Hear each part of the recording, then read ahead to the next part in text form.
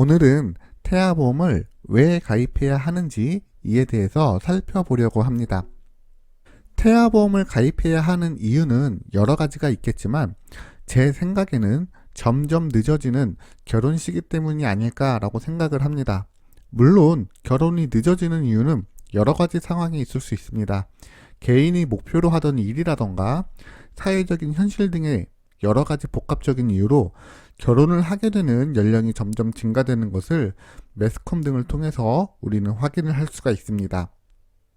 이렇게 결혼이 늦어지다 보니 역시나 여러 가지 이유로 임신이 늦어지게 되고 출산 연령이 증가가 되는 것을 확인을 할 수가 있습니다.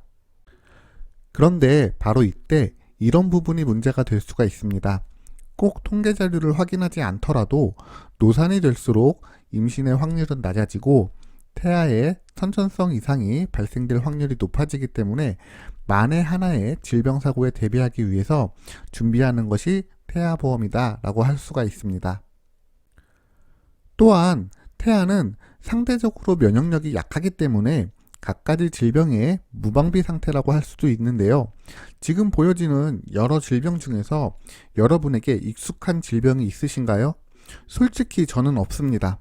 이게 무슨 말이냐면 태아보험을 가입하는 가장 큰 이유는 앞서 말씀드린 선천성 질환과 함께 여러 질병의 무방비 상태이기 때문에 태아가 정말로 소중하다면 선택이 아니라 필수다라는 말씀을 드리고 싶은 겁니다. 또한 반드시 선천성 질병이 아니다 할지라도 저체중아의 출생이나 출생 시점의 호흡 불안정 등으로 인큐베이터를 이용하는 태아들이 증가가 되고 있는데요.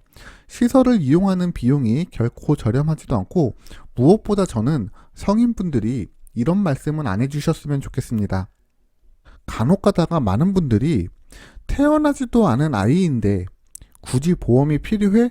라는 질문을 주십니다. 잘 생각해 보시면 신체 건강한 어른들도 보험이 필요하다라고 보험을 가입을 하시는데 아무런 면역력과 신체 능력이 없는 아이들을 위해서 보험이 필요 없다라는 논리는 전혀 맞지가 않습니다.